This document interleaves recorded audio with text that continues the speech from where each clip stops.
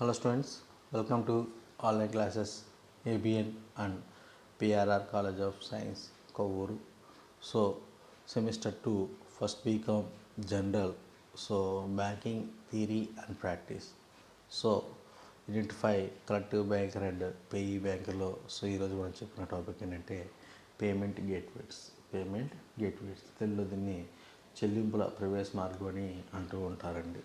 So the services automatic the payment of transaction between a shopper and a merchant is called a payment gateway. It is usually third party service that actually online software program which a process verify and exporting and declaring the create and transaction behalf of the merchant through the secure internet connection. The payment was the instrument that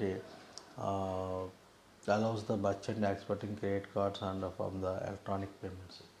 so చెల్లింపు ఖాతాదారు యొక్క credit కార్డులు సురక్షితంగా అవసరమైన నిధులు ఉన్నాయి అని చేసి చెల్లింపు చేయడమే పేమెంట్ గేట్వే యొక్క ముఖ్య పని అని మనం చెప్పవచ్చండి. అంటే వ్యాపారానికి సంబంధించిన ఆన్లైన్ కానీ ఆఫ్లైన్ కానీ క్రెడిట్ కార్డు యూజర్ చెల్లింపులు సో ఈ పేమెంట్ గేట్వే చెల్లింపు యొక్క ముఖధరాలను మనం చెప్పవచ్చండి. అంటే a payment gateway is a service that authorizes the automation electronic payment made by for to e-commerce merchants. Allow the e-commerce merchants exporting credit cards to either websites.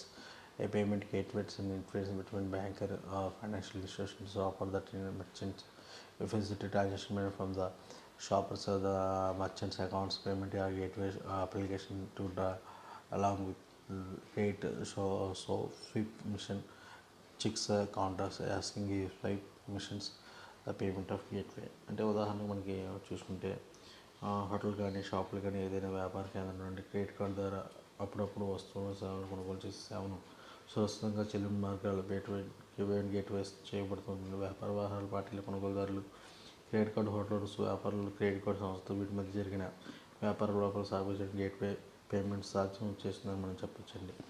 So ఇది the process of payment gateway process మనం చూసుకున్నప్పటికీ payment gateway process అనేది ఎలా జరుగుతుంది అన్నది మనం ఒకసారి చూద్దామండి. So ఇక్కడ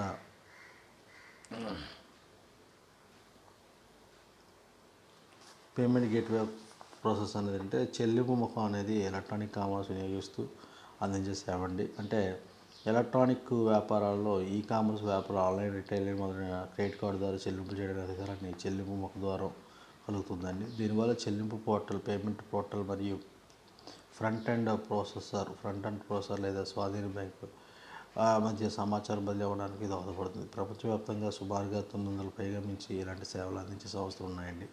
యూరోప్ మరియు ఉత్తర అమెరికా దేశాల్లో 300 మించి సర్వీస్ ప్రొవైడర్స్ ఉన్నారని చెప్పొచ్చండి. సో ఈ ప్రక్రియ ఎలా జరుగుతుంది అన్నది మనం చూసుకుంటే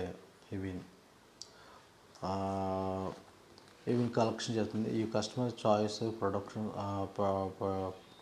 product or services they want to purchase and then enter their credit and cards details onto your payment device. This information is then directed to your payment gateway. So customer website order ఇస్తారండి. ఇందుకు గాను తన credit card వివరాలు automatic phone answering services ద్వారా ఇవ్వాలి. తద్వారా submit ఆర్డర్ను నొక్కవలసి ఉంటుందండి.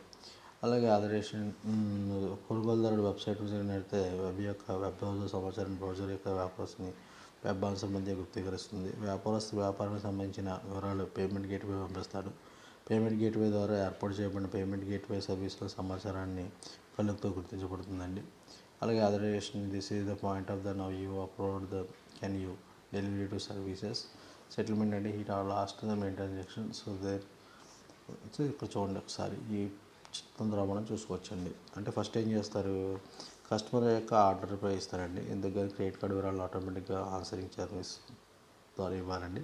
తద్వారా సబ్మిట్ ఆర్డర్ని బటన్ చేస్తారండి. తర్వాత ఏమవుతుందండి, కొనుగోలు ఆర్డర్ మీదుగా జరిగినట్లయితే కస్టమర్ యొక్క వెబ్ బ్రౌజర్ సమాచారం బ్రౌజర్ మరియు వ్యాపారానికి వెబ్ ఆన్సర్ మధ్య గుర్తిస్తుంది. తర్వాత ఏం చేస్తారంటే వ్యాపారస్తులు వ్యాపారానికి సంబంధించిన వివరాలను పేమెంట్ గేట్వేకి పంపిస్తారండి. పేమెంట్ గేట్వే ద్వారా ఏర్పాటు చేయని పేమెంట్ గేట్వే సర్వర్ సమాచారాన్ని కలుపుతూ గుర్తీకరిస్తుంది. అలాగే మర్చెంట్ బ్యాంకులు పేమెంట్ గేట్వే ప్రాసెసింగ్ ద్వారా వ్యవహార సమాచారం పేమెంట్ గేట్వేకి పంపిస్తుందండి. అలాగే పేమెంట్ వ్యవహార సమాచారాన్ని కార్డు అసోసియేషన్కి పంపిస్తుంది. ఉదాహరణకు వీసా కానీ, మాస్టర్ కార్డ్ కానీ, అమెరికన్ ఎక్స్ప్రెస్ కార్డ్ కానీ కార్డు సెషన్ ఇష్యూ బ్యాంక్ వ్యవహరిస్తే పేమెంట్ గేట్వేకు ఆమోదం లేదా తిరస్కరణ స్పందన అందిస్తుందండి.